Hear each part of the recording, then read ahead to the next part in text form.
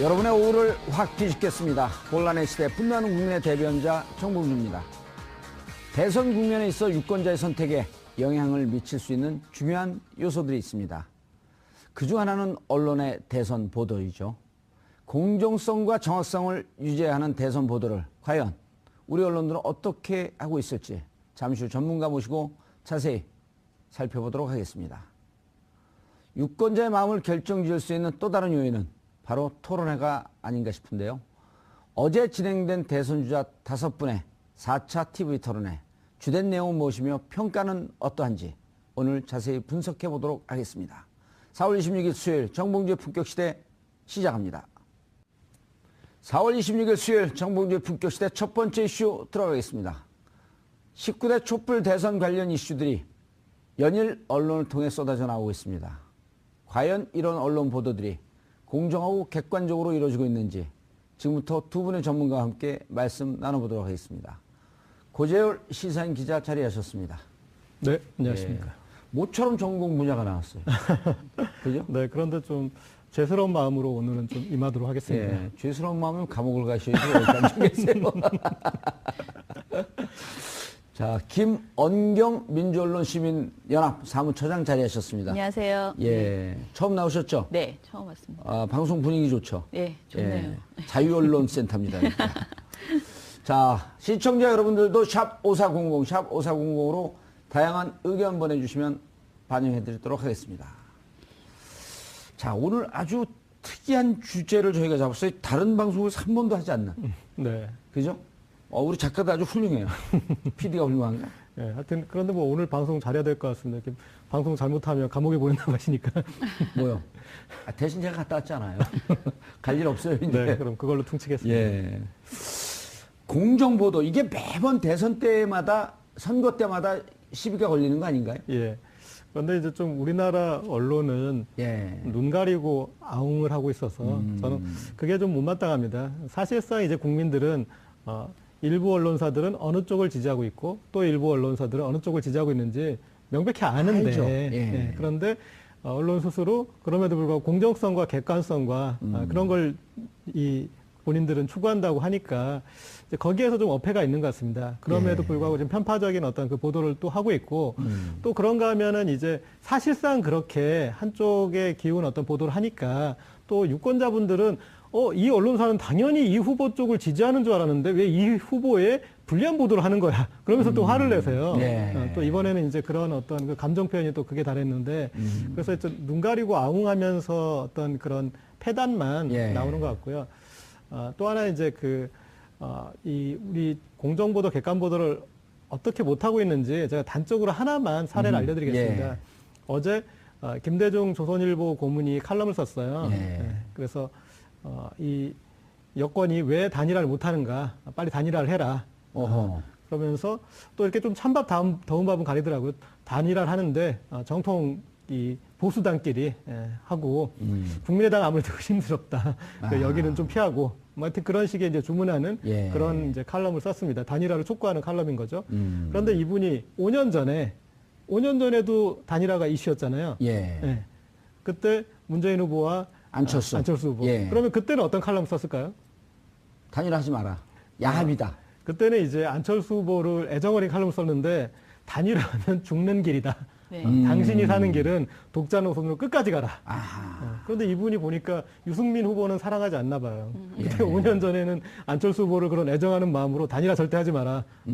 너의 길을 가라. 이렇게 이제 예. 칼럼 썼는데 5년 뒤에는 지금 단일화 하라. 예. 뭐 이제 그런 얘기를 썼는데 그렇게 입장에 따라 이렇게 바뀌는 것을 볼 수 있죠. 고 기자님 지금 말씀은 이제 예를 들어 미국식 언론 지형으로 얘기하면 네. 보도는 다급적 객관적이고 냉정하게 하려고 노력을 하고 언론사 입장에 따라서 우리는 누구 후보를 지지합니다. 무슨 당을 지지합니다라고 하는 것은 사설이나 칼럼으로 충분히 의견 개진할 수 있는 거 아니에요. 그렇죠. 그렇게 그러니까 하고 있고. 나눠서 예. 그래서 이제 아무리 어떤 특정 후보를 지지한다고 해서 사실 보도를 왜곡하면 안 되는 거니까. 예. 그렇지만 또 언론사가 칼럼이라는 거는 사설이나 칼럼은 이제 의견이 그렇죠. 반영되는 것인데 거기에서는 이 언론사는 어떤 입장이었는데 이런 걸 썼구나 이렇게 알 수 있게 하는 게 좋은 것 같습니다. 지금은 계속 이 칼럼은 저희 언론사와 이렇게 무관합니다. 뭐 이런 식으로 예. 도망가기 바쁜데 지금은 이제 그 눈 가리고 아웅할 때를 지난 것 같아요. 알겠습니다. 김원경 민주언론 시민연합 사무처장님, 민주언론 시민연합이 뭐 하는 데입니까? 저희는 언론을 주로 이제 감시하는 그 아하. 시민사회 단체고요. 예. 저희는 굉장히 오래된 84년에 처음 예. 생겼고요. 84년도에 제가 입사할 때인데. 그러니까 예. 제가 저희 이 출신입니다. 일기 간사 기자, 간사 저희 기자 다 했죠. 예, 기자 출신이시죠. 그리고 이제 시민사회 단체로 전환해가지고 굉장히 오랫동안 저희가 92년서부터 선거보도감시연대를 만들었어요. 선거?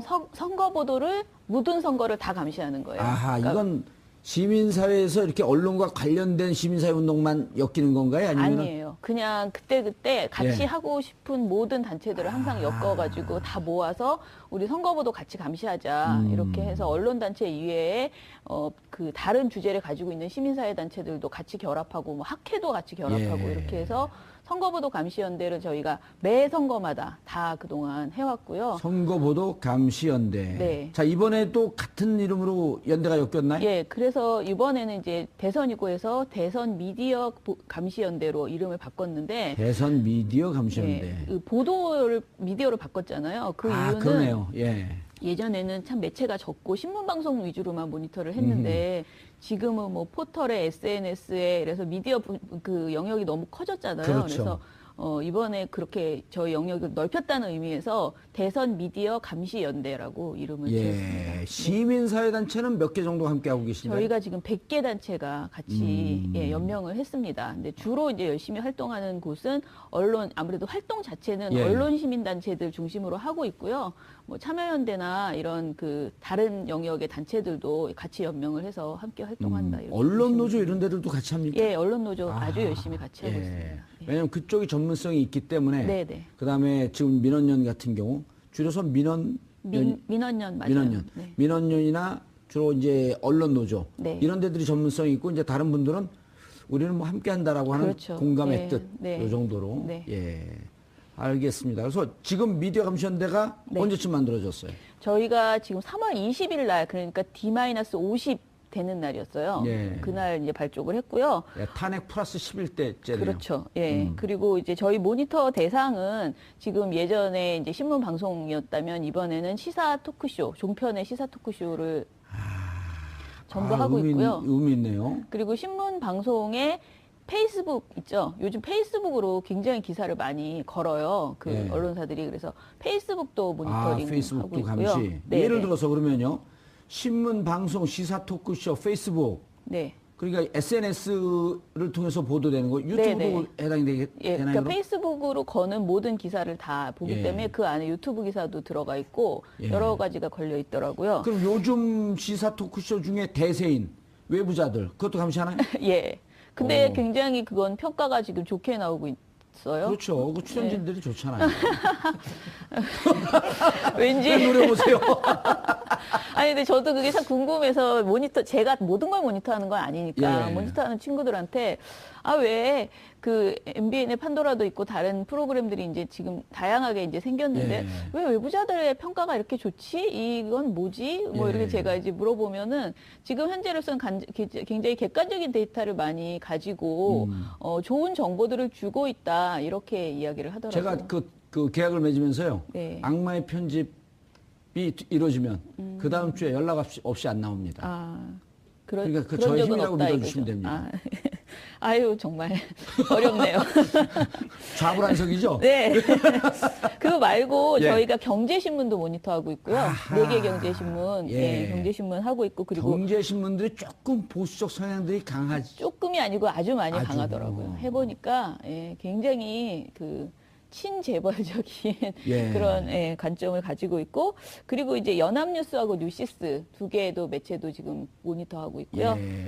그래서 통신 이제 서비스 선거 시기에 회사죠. 네, 예. 네, 두 통신사 하고 있고 그리고 포털 네이버와 다음에 그 모바일로 보는 그 뉴스 있죠. 그 예. 뉴스를 지금 또 모니터를 하고 무척 있습니다. 광범위하게 하네요. 예, 처음으로 진짜 저희가 할 수 있는 최선을 다해보자 이렇게 했습니다.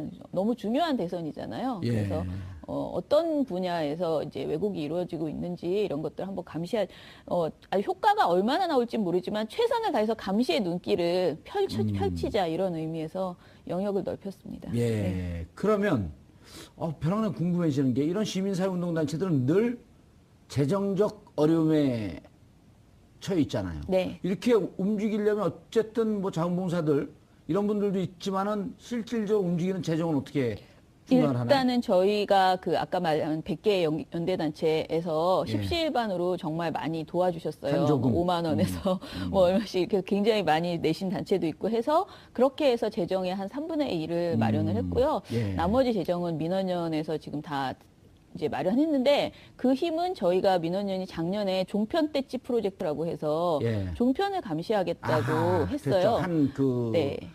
뭡니까 팟캐스트 방송하고 했었죠. 근데 그때 저희 회원이 한 번에 엄청나게 많이 늘어나서 5천 명 이상의 회원이 들어오셔서 저희가 정말 큰 도움을 받고 그 후원금으로 예. 이 종편 모니터할 수 있었는데 그 보답을 이번에 대선에 해야 된다라고 생각해서 그냥 무조건 다 해보자 이렇게 예, 지금 한 알겠습니다. 상황입니다. 네. 그러면 자 이제 검증이 들어가잖아요. 네. 검증을 어떤 식으로 하는지 궁금해요. 우리 시청자분들이. 하는 거는 사실 워낙 여러 가지 지금 말씀하신 별별 방법으로 다 예. 해보고 있어요. 대표적인 방법들이 예. 있지 않을까요? 예, 제가 오늘 가지고 온 것은 예. 그 민원연이 여러 가지 분석 중에서 보도의 제목을 보고요. 제목 안에 정당 관련된 제목을 뽑았는데 그 제목이 특정 정당에 유리하면 플러스 1점을 주고요. 아하. 불리하면 마이너스 1점을 주는 예. 이런 방식으로 모든 기사에서 제목에서 그 유불리를 따져보는 이런 판단을 한번 해봤어요. 그랬더니 신문의 경우에 저희가 해보니까 3월 20일부터 신문은 4월 22일까지 5주간 신문 보도를 해봤어요. 예. 그랬더니 더불어민주당 관련해서는 총 마이너스 48점이 나왔어요. 불리하게 보도하면 마이너스 1점. 네네. 유리하게 보도하면은 플러스 1점. 예. 그런데 이제 플러스하고 마이너스를 두 개를 더 해보니까 마이너스 48점이 나온 거예요. 야, 더불어민주당에 대해서. 네네. 그런데 이제 국민의당 같은 경우에는 플러스 16점이 나왔습니다. 오호. 뭐 자유한국당도 마이너스 32점, 바른정당은 플러스 14점 예. 이렇게 나왔는데 주로 격차는 이제 민주당하고 국민의당의 격차가 그러네요. 굉장히 크게 나옵니다. 정의당 같은 경우에는 굉장히 기사량도 적은데 마이너스 2점이 나왔습니다. 예. 예, 그리고 방송사 같은 경우에 저희가 7개 방송사, 지상파 3사와 종편 4사의 저녁 종합 뉴스를 보고 있는데요. 예. 지금 보초 나오네요. 그 도표가. 네네네. 예. 방송사 같은 경우에는 총점으로 했을 때 민주당이 마이너스 205점. 어마어마하죠. 예. 국민의당은 마이너스 56점입니다. 방송은 제목에서 거의 다 대부분이 부정적인 것들이 더 많았기 때문에, 그러니까 불리한 것이 더 많았기 때문에 예. 다 마이너스예요. 그런데 그래도 마이너스의 격이 다르다는 거죠. 카운팅이 민주당은 마이너스 205, 국민의당은 마이너스 56 해서요. 일테면 제목이 부정적이라고 하는데 일테면 한두 개 정도 소개시켜 주실 수 있나요? 소개. 기억나는 제가 대로. 예.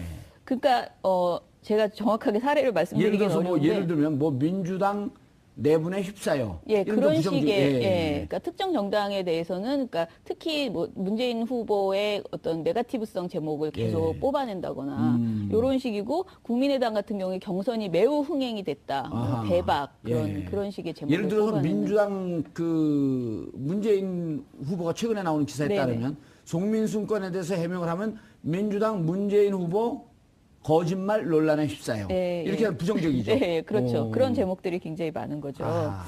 근데 이게 격차가 조금씩 다른데요. 예. 격차가 제일 큰 방송사가 있어요. 그러니까 민주당하고 국민의당. 국민의당, 예. 예. 그 격차 제일 지금 큰 데가 평균 총점 차이는 방송에서 지금 약 한 150점 나왔거든요. 예, 그렇죠. 그런데 TV조선 같은 경우에는 마이너스 45점이 그러니까 그 민주당은 마이너스 56점이었는데 국민의당은 마이너스 11점으로 45점 차이가 나는 거예요. 국민의당이. 그러니까 그 TV조선이. 그런데 MBC 같은 경우에는 30점. 이게 2위예요, MBC가. 예. 3위가 MBN 29점. 그리고 4위가 채널A 24점이거든요. 예. 그래서 저희가 봤을 때 아무래도 종편이 지상파보다는 좀 더 그 민주당과 국민의당의 격차가 크게 나타났고요. 예. 지상파- YTN도 좀 그럴 것 같은데 YTN은 안 났나요? 예, 많이? 저희가 근데 YTN하고 연합뉴스 TV를 이번 모니터에서 좀 뺐어요. 근데 그 이유가 예. 여기가 보도 전문 채널이어서요. 저녁 종합 뉴스만 가지고 저희가 비교를 하는데 저녁 종합 뉴스라고 특정 지을 수 있는 그런 그 보도가 사실은 YTN과 그쪽은 없어요. 객관적으로 똑같이 그 잣대를 댈 수가 없고요. 저희가 자주 해봤는데 YTN 같은 경우에는 나름 기계적 균형은 잘 맞추는 어허. 편입니다. 예. 지금 예. 그래서 뭐 탄핵 MBC가 이후에 뭔가 눈치채지 않았을까요? 뭐 그런 것도 있고 예. 애초에 YTN의 문제는 사실은 깊이 있는 보도가 없을 뿐이지 기계적 균형은 나름 굉장히 맞추려고 하는 그런 경향이 있었습니다. 예, 알겠습니다. 고 기자님, 네. 졸지 마시고요. 조지 이쪽하고 얘기하고 우리 사무처장님하고 얘기했더니 오늘 계속 아, 저는 반성하고 있었습니다. 예, 그랬어요? 네. 오늘 제 이 소개 태도도 지금 이쪽에는 플러스 2점, 여기 마이너스 2점이에요. 계속 부정적 소개를 하는 거야. 졸지 마시고요. 시사 저널이라고요? 잠이 깨네요. 예. 자, 이렇게 보도를 하면 이제 저게 조금씩 이렇게 나가고 이런 걸 하는 걸 알고 있다고 하지만 저렇게 한다고 해서 기자 신문이나 방송 이런 데들이 이런 시민사회에서 우리 감시하고 있으니 좀 조심하자. 이런 영향 받나요? 글쎄요. 제가 봤을 때는 이제 지금 이번에 이 TV조선 재승인 때처럼 예. 정말 그 회사의 아주 절실한, 결정적인 예. 어떤 그런 부분 이제 그런 게 지적을 당해야지 영향을 받을 텐데 그런데 이런 조사가 저는 영향이 있다고 생각합니다. 그러니까 그런 나중에 예. 영향을 주는 평가를 할 때 그들도 어떤 객관적인 자료들, 정량적인 자료들이 필요하거든요. 예. 그래서 거기서 여기에 이제 참고 자료로 충분히 기능을 좀 할 수 있다고 생각하고요. 그리고 뭐 아무리 그래도 이렇게 언론이 이 지켜야 할 이제 본분이라는 게 있는 건데 예. 그 본분에서 이만큼 멀어졌다라는 게 환기될 때 네. 그것에 대해서 그래도 일선 기자들은 어느 정도는 이런 것에 대해서 좀 부끄러워하는 부분은 있을 것 같습니다. 기자분들은 좀 부끄러워한다. 알겠습니다. 자, 그러면 민주당하고 국민의당 말고 후보들에 대해서도 좀 조사를 해봤나요? 후보들에 대한 조사. 예, 문재인, 예를 들어 이제 우리가 신문 보고, 이른바 진보 언론 쪽이나 이런 데서, 문재인은 때리고 안철수는 너무 띄우는 거 아니냐, 라는 느낌들이 있었거든요. 네네. 그런 게 좀 검증이 되나요? 그런 거를 한번 그냥 말씀을 드려보면 저희가 종편 시사 토크쇼 있잖아요. 예. 그쪽에서 이제 하루 종일 후보들에 대해서 이야기를 많이 하죠. 예, 이른바 이제 이런 프로처럼 패널들 불러놓고 그렇죠. 얘기를 예. 듣고. 근데 이제 밑에 자막이 흐르거든요. 예. 계속 자막이 들어가 있어요. 근데 그 자막을 한번 저희가 전체적으로 모든 방송 안에 있는 그 한 프로그램 안에 있는 자막을 다 이제 모니터를 해봤어요. 그랬더니 사실 그 이유가 종편을 보시는 분들이 식당이나 이런 데서 이렇게 틀어놓고 크게 소리를 듣는 게 아니고 주로 자막을 보죠. 예. 화면을 보면서 자막을 많이 보거든요. 그래서 자막이 어떻게 나왔는지 한번 대표적으로 해봤습니다. 예. 그랬더니 4월 5일에서 4월 11일까지 예. 채널A의 뉴스 특급과 정치 데스크라는 두 프로그램을 했습니다. 예. 이 이유는 사실 이 두 프로그램이 최근에 가장 떠오르는 약간 정치적인 그 문제를 많이 좀 저희가 보기에 문제가 있는 프로그램이라고 봐서 이 프로그램을 해봤는데요.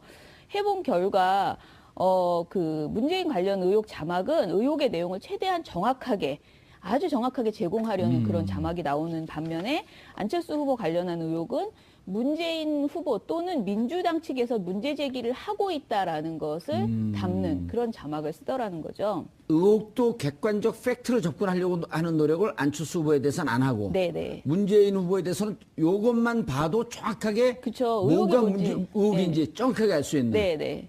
그런 자막을 이제 내보낸다는 거예요. 채널A 정치 데스크가 4월 6일 날 내놓았던 예. 그 문 후보 아들 특혜 논란 자막이 55회였습니다. 55차례를 내보냈는데 오호. 이 중에서 문 후보 측의 입장을 전한 자막은 10회에 불과하고요. 그리고 이게 자막 속에서 물음표를 붙여가지고 약간 카더라성 그런 의혹 아하. 있잖아요. 확증되지 않은 그런 의혹도 예. 계속 물음표 처리를 해서 하는 그런 자막이 11개나 나왔습니다. 그러니까 그런데 이런 거는 아니면 말고 시간이에요. 그렇죠. 그런데 반면 그 다음날 4월 7일 날 같은 프로그램에서 안 후보 딸 의혹과 아내 특혜 채용 의혹이 예. 나왔거든요. 근데 요것도 54회가 나옵니다. 그러니까 전날 55회 민주당에는 55회가 나왔다면 기계적 중립을 54회로 또 맞췄나 예, 보네요. 맞춥니다. 예. 맞추는데 이 중에서 자막의 사례를 들어보면 민주당 측 안 교수 임용 당시 자격 미달 이렇게 하는 거예요. 그냥 민주당의 일방적인 주장인 것처럼 그렇죠. 보이게. 예, 이런 식의 자막들이 매우 많았다. 그리고 민주당 아침 회의부터 안 때리기 강공, 안풍에 놀란 민주당 안철수 딸까지 거론 이런 식으로 민주당의 안 후보 때리기 프레임을 이렇게 만들어서 그리고 좀 딸까지 그럴 정도면 니네 좀 치사한 거 아니냐라고 하는 네네. 뉘앙스까지 풍기면서. 네네 그런 어허. 식의 내용들이 많이 나와서 좀 자막만 보더라도 이런 사례를 볼 수 있었다. 제일 재밌었던 게 예. 여론조사가 이때 이제 안 후보가 약진하던 시기였거든요. 그렇죠. 4월 4일서부터 치고 올라간다라고 예, 이제 예. 물론 그 여론조사 KBS하고 연합뉴스인데 그 여론조사는 결국 1,500만의 그 과징금을 받았죠. 네, 근데 이제 받았습니다. 어쨌든 그때부터 예. 양자구도에서도 안이 약진하고 있고 예, 예. 다자구도에서도 이기고 있다라고 하는 그렇죠. 보도가 나오던 4월 첫째 주. 그러면서 예, 이 여론조사를 너무나 이제 강조를 하면서 심지어는 그 선거 시기에 한 달 전, 선거 한 달 전에 여론조사가 거의 굳어지는 경우가 너무나 많았다라면서 이런 것을 강조하는 자막을 마구 내보내요. 그러면서 제목이 안철수 서울 충청서 문재인 앞서라는 제목의 자막을 한번 내보낸 다음에 계속 그대로 있으면 쑥스러웠는지 다음 자막은 문재인 서울 충청서 안철수의 뒤져. 이렇게 이렇게 자막을 내보내는 거예요. 아유, 훌륭한. 마치 진짜 예. 무슨 학습지처럼 주제를 바꿔가지고 어떻게 바꿀 수 있는지 물어보는 응용 것처럼. 문제 풀 수 있도록. 네네. 예. 굉장히 그 황당한 그런 그 자막들이 많아서 그게 어디 방송국이라고요? 채널 A. 예, 거기 출연하지 채널 말아야겠네. 거기. 예? 채널 A 출연하시죠? 글쎄 잘 모르겠는데 저는 타이틀만 알고. 그 자막에서 이 자막의 크기, 네. 글자의 크기, 네. 그거 자체도 어떻게 보면 선정성 척도도 맞아요. 저는 될 수 색깔, 있습니다. 색깔 네, 배치까지. 색깔. 네. 어. 네. 빨갛게. 그렇죠. 맞아요. 그 종북 논란하면서 그 종북을 빨간 거라면 저놈들 빨갱이네. 예. 그렇죠. 그 자막에 대해서는 야. 북한 방송도 저렇게 안 하는데 모르겠습니다. 그러니까 근데 종편 채널에서 주로 타겟으로 삼는 게 어르신들이다 보니까 네. 어르신들 좀 귀도 어둡고 그래서 글자 잘 보이게 그렇게 크게 쓰는지 모르겠지만 참 네. 오지랖도 넓으세요. 글자가 사람들을 잡아먹고요. 그리고 어떤 이슈 자체에 대해서 다루는 태도도 문제지만 그 전에 어떤 이슈를 다루느냐 그거 자체도 또 편파적일 수가 그렇죠. 있는 겁니다. 네. 이를테면 어제 대선 TV 토론할 때 홍준표가 계속 동성애 어떻게 생각하십니까? 하고 동성애로 프레임을 가져가거나 뭐 이 노조가 문제입니다. 그래서 노동 문제로 가져가거나 또 뭐 이 북한 문제, 안보 어떻게 하여튼 그런 식으로 주제를 어떤 주제를 다루느냐에 따라서 보수 후보에게 유리하고 어떤 진보 개혁 후보에게 불리할 수 있는데 그런 부분에 있어서도 어떤 이슈의 쏠림도 좀 확실히 나타나는 것 같습니다. 네.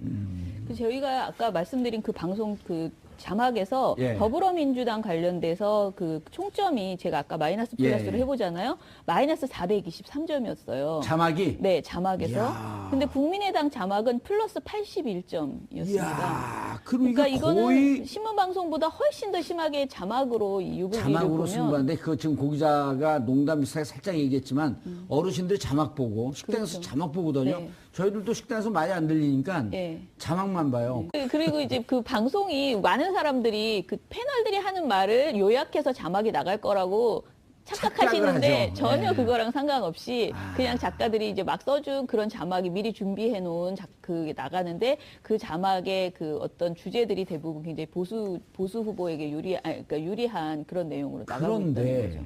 제가 이제 방송사와 무관하게 네. 또 프로와 무관하게 대체로 이제 작가들 특히 이 시사 작가들 보면은 네. 회사의 입장과 무관하게 좀 이렇게 진보적이거나 개혁적 성향이 의외로 무척 많아요. 네네. 그리고 그런 종편에 근무하면서 또 토요일 날은 촛불 들고 나오는 이런 또 이제 배신자 그 프레임도 있어요.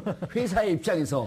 근데 그분들이 그걸 뽑을 때는 개인적 이런 견해보다도 데스크에서 지시하는 대로 뽑는 거 아닌가요? 그런 것도 있고 제가 들은 제보에 의하면은 예. 조선일보의 제목을 가장 많이 참조하고 있다라고 저는 들었습니다. 종편의 많은 그 작가분들이 왜냐하면 거기가 이제 제목을 잘 잘 뽑는다고 뽑죠. 생각하시고 그 자막 그 많이 그러니까 그 제목을 흉내내서 이렇게 조금씩 고쳐서 변형을 줘서 많이 하고 있다고 예. 그렇더라고요. 제가 보기에는 이런 것 같습니다. 그러니까 자막이 순간적인 거잖아요. 그러니까 위에서 지시가 내려와가지고 자막을 달고 하는 그런 경황은 없을 네, 거예요. 네. 그런데 자막을 맡은 사람들이 담당 뭐 작가가 하든 이제 기자가 하든 자기 검열을 하고 있는 거죠. 그렇죠. 그러니까 아니면 또 그 전에 방송에서 자막을 왜 그렇게 뽑았어라고 한두 번 질책을 그렇죠. 당하면 예. 아 데스크가 뭘 원하는지 하면서 스스로 자기 검열하면서 거기에 입맛에 맞게. 그리고 또 자막이 예. 시청률에도 영향을 미치기 때문에 그렇죠. 자극적인 또 자막으로 그렇게 네, 흐르고 맞아요. 있고요. 한눈에 확 들어오는 우리 자막 얘기하니까요. 우리 저 PD가 자막을 안 넣어. 이 양반 이상한 사람들이야. 그리고 이제 이런 게 있는 것 같습니다. 그러니까 박근혜 대통령 이제 탄핵 국면에서 나타난 현상인데 거기에서 보수 세력 중에 박근혜 전 대통령에게 문제를 지적하시는 분들은 이전에 정치할 때와 완전히 다른 태도를 보여주셨어요. 이를테면 외부자들의 전효옥 전 의원이 하는 발언을 보면은 예. 정말 지극히 정상적이잖아요. 예, 그리고 대단히 훌륭하죠. 정말 맞는 말만 하고 예. 그런데 이분이 예전에 정치를 할 때는 그런 스타일이 아니었잖아요. 어떤 그 보수 세력을 대변하는 듯한 이제 그런 것을 보였는데 그러니까 선 입장에 본인이 선 자리에 그리고 본인이 대변하는 입장에 따라서 달라지는 모습을 우리가 볼 수 있었는데 그런 자막에서도 제가 봤을 땐 그런 것 같습니다. 그러니까 우리가 밖에서 접할 때는 정말 진보적인 것 같기도 하고 그런데 이제 자기가 종사하는 프로의 성격에 따라서 그에 맞게 자막을 뽑는다. 그렇죠. 이게 이제 우리나라 보수 세력의 어떤 예. 전반적인 특성인 것 같습니다. 이거는 그러니까 자기 면죄부를 스스로 주는 거죠. 이건 그냥 일로서 업으로서 내가 그냥 즐기듯이 하는 일이고 나는 생각을 이렇게 해. 그러니까 그러면서 이 자막이 주는 그 엄청난 폐해나 어떤 그런 이 편파 보도의 문제에 대해서는 잘 의식을 안 하는 거죠. 예, 알겠습니다. 계속하시죠. 제 준비한 것 중에서 예. 오늘 방송에서 원래 준비하지 않았는데 갑자기 자막 얘기하니까 예. 나온 건데 태그 있잖아요. 태그 해시태그라고 교수 예. 기사에 태그를 예. 많이 태그를 걸거든요. 걸죠. 근데 이 태그를 가지고 또 장난을 치는 걸 저희가 하나 뽑아봤는데 아주 첨단 장난질을 하네요. 예. 이제 페이스북에 언론사들이 다 페이스북에 자기 뉴스 페이지를 만들거든요. 근데 거기 페이스북에 기사를 올리면서 요즘 문재인 침해설이 은근히 많이 언론에 그러니까 그 어떤 네티즌 사이에서 막 이렇게 올려요. 예. 그런데 그런 글에서 조선일보가 자신들의 기사를 하나 올리면서 그 기사에서 뭐라 그러지? 문재인 침해로 해시태그를 달아버리는 거예요. 근데 기사의 내용이 제목이 대선 토론 문 이재용 이재명 유승민 유시민으로 잘못 불러. 그러니까 대선 토론에서 말실수한 걸 문 후보가 갖고. 말실수한 것을 쭉 엮어가지고 기사를 하나 올리는데 그 기사의 해시태그가 문재인 침해설인 거예요. 야. 그리고 거기에 또 두 개의 해시태그가 있는데 그리고 3D 프린터 논란 이렇게 해서 이걸 치면은 그게 며칠째인가요? 이게 4월 13일 날 조선일보 페이스북에 올라간 글이고요. 예. 기사도 4월 13일자 조선일보 기사입니다. 근데 이게 그럼 그게 TV조선이 네. 조건부 승인을 받았잖아요, 종편? 이거는 승인 이후에 나온 보도죠. 승인 이후에 나온 네네. 보도죠? 네네. 이걸 보고 정신 못 차렸다 이렇게 얘기하는 거 아닌가요? 조선일보 침해? 네, 조선일보 간이 배 밖으로. 그런데 참 이게 아이러니한데 네. 사실 이번 대선 후보에서 치매 국가 책임제를 내세우고 치매에 대해서 가장 구체적인 공약을 한 후보가 네. 문재인 후보인데 네. 예. 그런데 본인은 그렇게 치매 문제에 귀를 기울였는데 이런 어떤 나쁜 뉴스에 의해서 치매설이 나와버린 그건 정말 이게 어떤 언론의 병폐의 가장 극단적인 형태인 것 같습니다. 아니 악의적으로 선전할 수도 있네요. 본인이 치매에 걸려갖고 치매 정책에 집착하고 있다고. 근데 이런 페이스북 글을 올리면 예. 거기에 댓글이 뭐 엄청나게 악의적인 댓글이 많이 달려서 저는 최소한 언론사의 페이스북이라면 공식적인 페이스북이라면 이런 기사는 올리지 않는 그러니까 안 올려야 되는데 중앙일보도 예를 들면 중앙일보 같은 경우에는 또 마찬가지로 제목이 문재인 치매 의심 증상 8가지 보여란 이런 제목의 그러면서 내용들을 8가지 하는데, 구체적으로 다 이런 걸 했을 예, 거 아니에요? 이건 제가 지금 말한 거는 그 페이스북에 쓴 글의 내용이고요. 그 기사가 걸려 있잖아요. 근데 기사의 제목은 문재인 치매 의혹 제기한 블로거 근황이에요. 근데 근황이라고만 되어 있는데 사실 이날 이 사람이 체포가 된 거거든요. 근데 체포가 됐다는 것을 명백하게 밝혀주면 이게 가짜, 치매설이 아하, 가짜라는 게 예. 입증되잖아요. 근데 블로거 근황 이런 제목, 애매한 제목을 뽑아서 뭐지 이게? 예. 기사를 그리고 사진도 전부 문재인 후보가 졸고 있는 사진을 묶어가지고 이렇게 딱 보여주더라고요. 그래서 이게 참 그 너무 수준 낮은 그 네거티브 보도들이 나오고 있다. 수준이 낮으면서 또 어떻게 보면 사실 감각적인 거거든요. 그쵸. 그러니까 제가 SNS는 조금 일가견이 있습니다. 그렇죠. 예. 네, SNS에서 어떻게 사람을 낚을 수 있을지 어떻게 그러니까 낚시를 잘하시는 분들은 이 강이나 바다에 가보면 이 보이잖아요. 물이 고깃대가. 어디 있는지 보인다면서요? 네. 예. 그리고 어떻게 하면 몰려들게 하는지 어떻게 떡밥을 던질 줄 알잖아요. 그러니까 그런 이쪽에 종사해 보면은 그런 이제 악마의 유혹을 받습니다. 이런 쪽으로 끌고 가면 그런 사람들의 사실은 선의에 기대는 것보다 악의에 기대는 게 훨씬 더 효과적인 거거든요. 네. 그런데 미디어의 SNS를 관리하는 사람은 절대적으로 조심해야 되는 게 그겁니다. 그런 악의를 발휘하면 안 돼요. 그렇죠. 악의를 발휘하면은 효과도 볼 수 있고 그렇지만 그 미디어가 점점 더 악의적으로 빠져들어갈 수밖에 그리고 신뢰성을 없어요. 잃잖아요, 점점 더. 예. 결국은 지금은 악의적으로 해서 조금 결과가 뭔가 오는 듯한 달콤함이 있지만 그렇죠. 전국적으로 그 언론사를 죽이는 거 그 아니에요? 달콤함에 넘어가 있는 것이 자막으로 나타나고 해시태그에 나타나는 거죠. 자막과 네네. 해시태그. 오늘 밥값 하시는데. SNS에 대해서 좀 전문가다라고 하는 게 훨씬 더 설득력이 있어요. 네, 감옥에만 보내지 말아주십시오. SNS 너무 재밌어서 제가 팬입니다. 그래요? 너무 재밌게 잘 쓰세요. 나중에 제 캠프 명함 드릴 테니까 제 캠프로 놀러 오시죠. 저기 그 손석희 사장님이 어제 문재인 후보의 제안을 거절하던데 되게 멋있어 보였습니다. 저도 거절하겠습니다. 거절하는 게 멋있었어요? 뭐라고 그랬는데, 문재인 후보가? 그 국민 추천제를 예. 하겠는데 국민들이 추천하면 손석희 사장님도 거절하지 마시고 내각으로 이렇게 들어와 달라 부탁을 했는데 단호하게 거절하더라고요. 뭐라고요? 거절하겠습니다, 이래요? 뭐 비슷한 표현으로요. 알겠습니다. 나중에 우리 캠프에 안 오시겠다는 걸 거절한 거죠? 자, 또 아시죠? 저는 또 한 가지 말씀드릴 거는 안보 저희가 문제에 대해서 좀 궁금해요. 네? 안보 문제 논란이 계속 나오는데 네. 이거에 따른 이거와 관련된 기사들이 어떻게 나왔는지.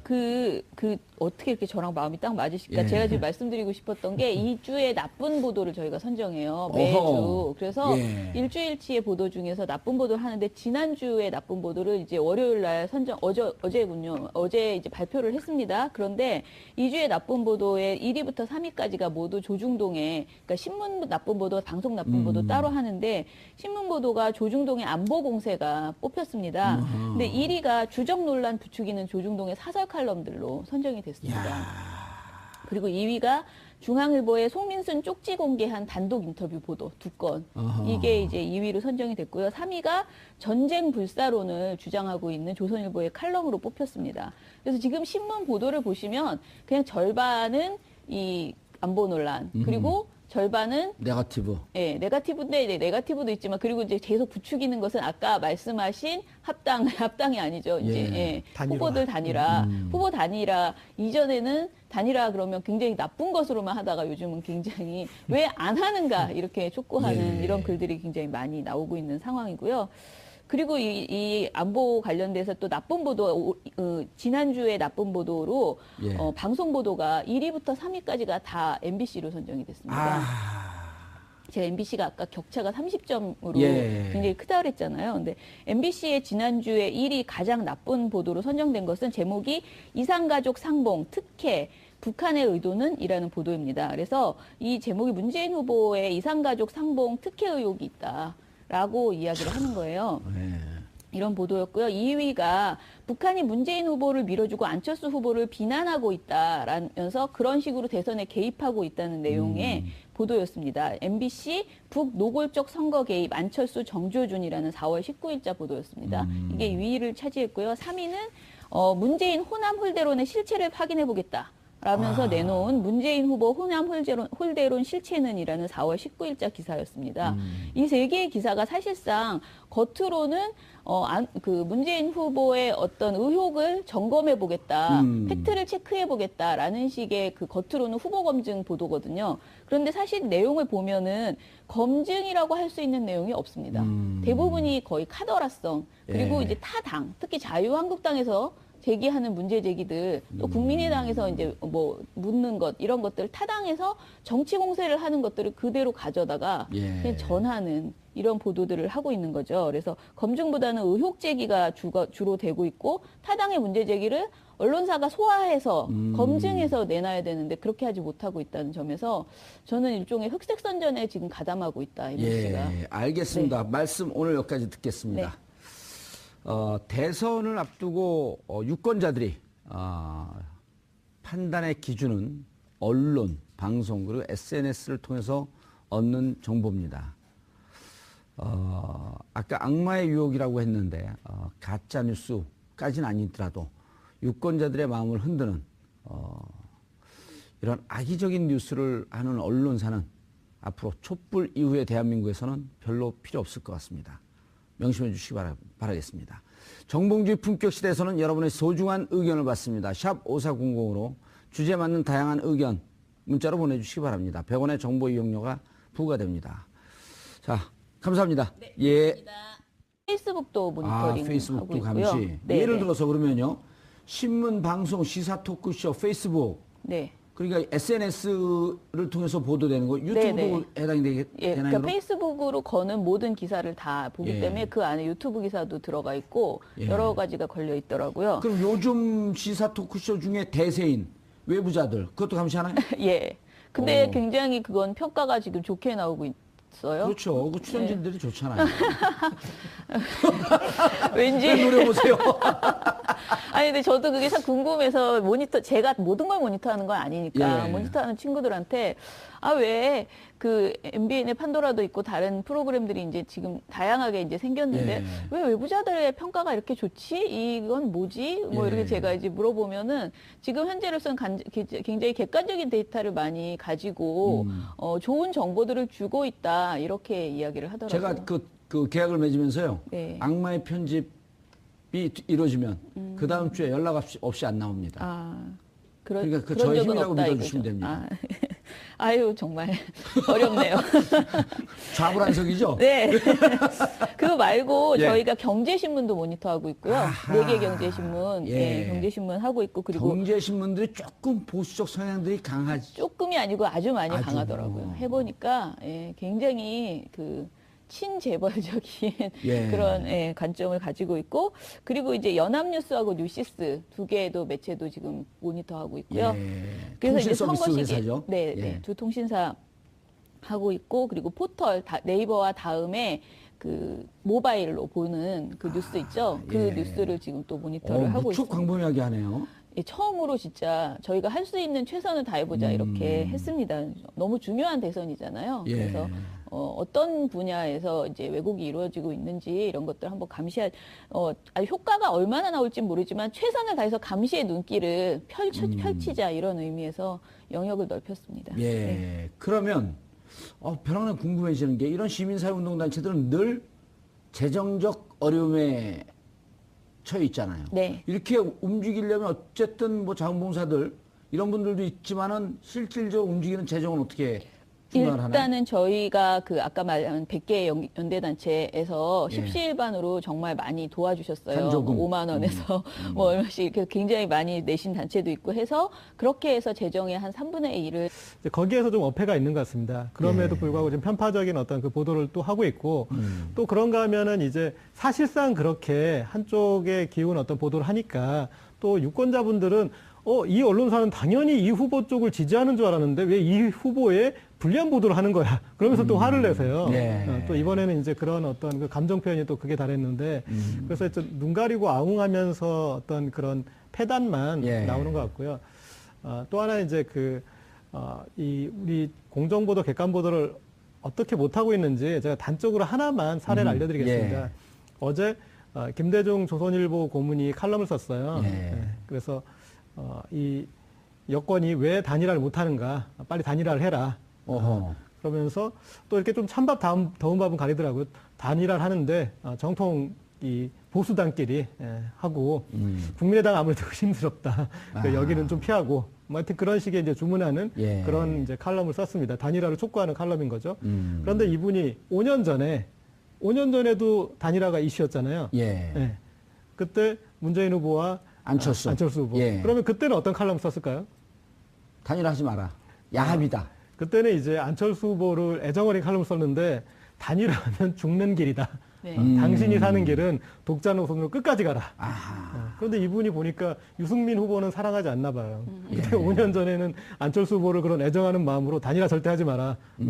너의 길을 가라. 이렇게 이제 예. 칼럼 썼는데 5년 뒤에는 지금 단일화 하라. 뭐 예. 이제 그런 얘기 썼는데 그렇게 입장에 따라 이렇게 바뀌는 것을 볼 수 있죠. 고 기자님 지금 말씀은 이제 예를 들어 미국식 언론 지형으로 얘기하면 네. 보도는 다급적 객관적이고 냉정하게 하려고 노력을 하고 언론사 입장에 따라서 우리는 누구 후보를 지지합니다. 무슨 당을 지지합니다라고 하는 것은 사설이나 칼럼으로 충분히 의견 개진할 수 있는 거 아니에요. 그렇죠. 그렇게 그러니까 하고 있고. 나눠서 예. 그래서 이제 아무리 어떤 특정 후보를 지지한다고 해서 사실 보도를 왜곡하면 안 되는 거니까. 예. 예. 그렇지만 또 언론사가 칼럼이라는 거는 사설이나 칼럼은 이제 의견이 그렇죠. 반영되는 것인데 거기에서는 이 언론사는 어떤 입장이었는데 이런 걸 썼구나 이렇게 알 수 있게 하는 게 좋은 것 같습니다. 지금은 계속 이 칼럼은 저희 언론사와 이렇게 무관합니다. 뭐 이런 식으로 예. 도망가기 바쁜데 지금은 이제 그 눈 가리고 아웅할 때를 지난 것 같아요. 알겠습니다.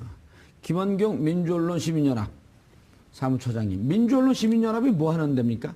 저희는 언론을 주로 이제 감시하는 그 아하. 시민사회 단체고요. 예. 저희는 굉장히 오래된 84년에 처음 예. 생겼고요. 84년도에 제가 입사할 때인데. 그러니까 예. 제가 저희 요 출신입니다. 일기 간사 기자, 간사 저희 기자 다 있죠. 예, 기자 출신이시죠. 그리고 이제 시민사회 단체로 전환해가지고 굉장히 오랫동안 저희가 92년서부터 선거보도감시연대를 만들었어요. 선거.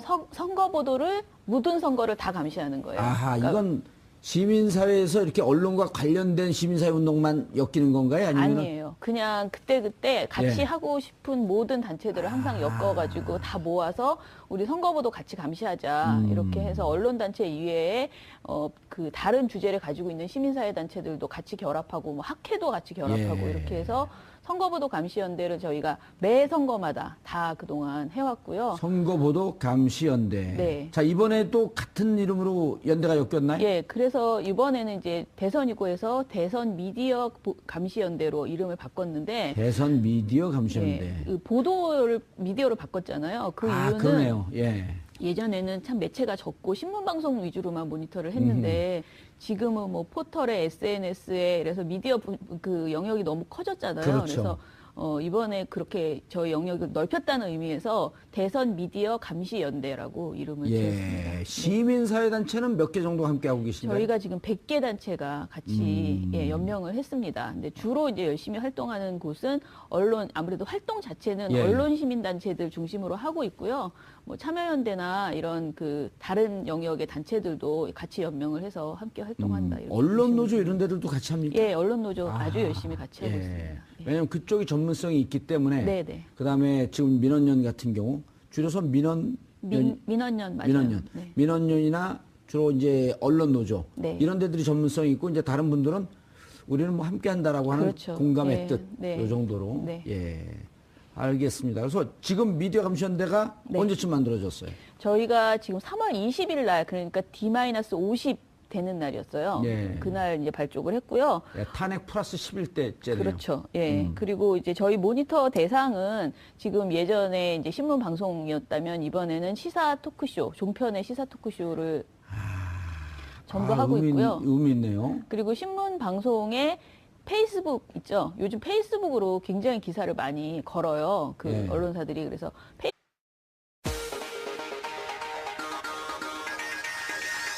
여러분의 오후를 확 뒤집겠습니다. 혼란의 시대 분노하는 국민의 대변자 정봉주입니다. 대선 국면에 있어 유권자의 선택에 영향을 미칠 수 있는 중요한 요소들이 있습니다. 그중 하나는 언론의 대선 보도이죠. 공정성과 정확성을 유지해야 하는 대선 보도를 과연 우리 언론들은 어떻게 하고 있을지 잠시 후 전문가 모시고 자세히 살펴보도록 하겠습니다. 유권자의 마음을 결정지을 수 있는 또 다른 요인은 바로 토론회가 아닌가 싶은데요. 어제 진행된 대선주자 5분의 4차 TV 토론회 주된 내용은 무엇이며 평가는 어떠한지 오늘 자세히 분석해 보도록 하겠습니다. 4월 26일 수요일 정봉주의 품격시대 시작합니다. 4월 26일 수요일 정봉주의 품격시대 첫 번째 이슈 들어가겠습니다. 19대 촛불 대선 관련 이슈들이 연일 언론을 통해 쏟아져 나오고 있습니다. 과연 이런 언론 보도들이 공정하고 객관적으로 이루어지고 있는지 지금부터 두 분의 전문가와 함께 말씀 나눠보도록 하겠습니다. 고재열 시사인 기자 자리하셨습니다. 네, 안녕하십니까. 예, 모처럼 전공 분야가 나왔어요. 그죠? 네, 그런데 좀 죄스러운 마음으로 오늘은 좀 임하도록 하겠습니다. 예, 죄스러운 마음은 감옥을 가셔야지 여기까지 계세요. 자, 김언경 민주언론시민연합 사무처장 자리하셨습니다. 안녕하세요. 예, 처음 나오셨죠? 네, 처음 왔습니다. 아, 방송 분위기 좋죠? 네, 좋네요. 예, 자유언론센터입니다. 자, 시청자 여러분들도 샵 5400, 샵 5400으로 다양한 의견 보내주시면 반영해드리도록 하겠습니다. 자, 오늘 아주 특이한 주제를 저희가 잡았어요. 다른 방송에서 한 번도 하지 않는. 네. 그죠? 우리 작가도 아주 훌륭해요. PD가 훌륭한가? 예, 하여튼 그런데 뭐 오늘 방송 잘해야 될 것 같습니다. 이렇게 방송 잘못하면 감옥에 보낸다고 하시니까. 뭐요? 대신 제가 갔다 왔잖아요. 갈 일 없어요, 이제. 네, 그럼 그걸로 퉁치겠습니다. 예. 공정보도, 이게 매번 대선 때마다, 선거 때마다 시비가 걸리는 거 아닌가요? 예. 그런데 이제 좀 우리나라 언론은 예. 눈 가리고 아웅을 하고 있어서 저는 그게 좀 못마땅합니다. 사실상 이제 국민들은 일부 언론사들은 어느 쪽을 지지하고 있고 또 일부 언론사들은 어느 쪽을 지지하고 있는지 명백히 아는데 알죠. 예. 예, 그런데 언론 스스로 그럼에도 불구하고 공정성과 객관성과 그런 걸 이 본인들은 추구한다고 하니까 마련을 했고요. 예. 나머지 재정은 민원연에서 지금 다 이제 마련했는데 그 힘은 저희가 민원연이 작년에 종편 떼찌 프로젝트라고 해서 예. 종편을 감시하겠다고 아하, 했어요. 그랬죠. 네.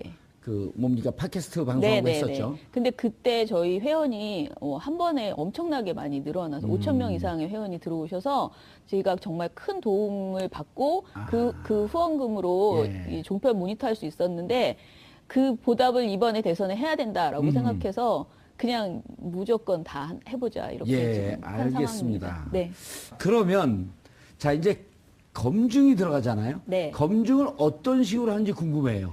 우리 시청자분들이. 하는 거는 사실 워낙 여러 가지 지금 말씀하신 별별 방법으로 다 예. 해보고 있어요. 대표적인 방법들이 예. 있지 않을까요? 예, 제가 오늘 가지고 온 것은 예. 그 민원연이 여러 가지 분석 중에서 보도의 제목을 보고요. 제목 안에 정당 관련된 제목을 뽑았는데 그 제목이 특정 정당에 유리하면 플러스 1점을 주고요. 아하. 불리하면 마이너스 1점을 주는 예. 이런 방식으로 모든 기사에서 제목에서 그 유불리를 따져보는 이런 판단을 한번 해봤어요. 그랬더니 신문의 경우에 저희가 해보니까 3월 20일부터 신문은 4월 22일까지 5주간 신문 보도를 해봤어요. 예. 그랬더니 더불어민주당 관련해서는 총 마이너스 48점이 나왔어요. 불리하게 보도하면 마이너스 1점. 네네. 유리하게 보도하면 플러스 1점. 예. 그런데 이제 플러스하고 마이너스를 두 개를 더 해보니까 마이너스 48점이 나온 거예요. 야, 더불어민주당에 대해서. 네네. 그런데 이제 국민의당 같은 경우에는 플러스 16점이 나왔습니다. 오호. 뭐 자유한국당도 마이너스 32점, 바른정당은 플러스 14점 예. 이렇게 나왔는데 주로 격차는 이제 민주당하고 국민의당의 격차가 그러네요. 굉장히 크게 나옵니다. 정의당 같은 경우에는 굉장히 기사량도 적은데 마이너스 2점이 나왔습니다. 예. 예, 그리고 방송사 같은 경우에 저희가 7개 방송사, 지상파 3사와 종편 4사의 저녁 종합 뉴스를 보고 있는데요. 예. 지금 저기 나오네요. 그 도표가. 네네네. 예. 방송사 같은 경우에는 총점으로 했을 때 민주당이 마이너스 205점. 어마어마하죠. 예. 국민의당은 마이너스 56점입니다. 방송은 제목에서 거의 다 대부분이 부정적인 것들이 더 많았기 때문에, 그러니까 불리한 것이 더 많았기 때문에 예. 다 마이너스예요. 그런데 그래도 마이너스의 격이 다르다는 거죠. 카운팅이 민주당은 마이너스 205, 국민의당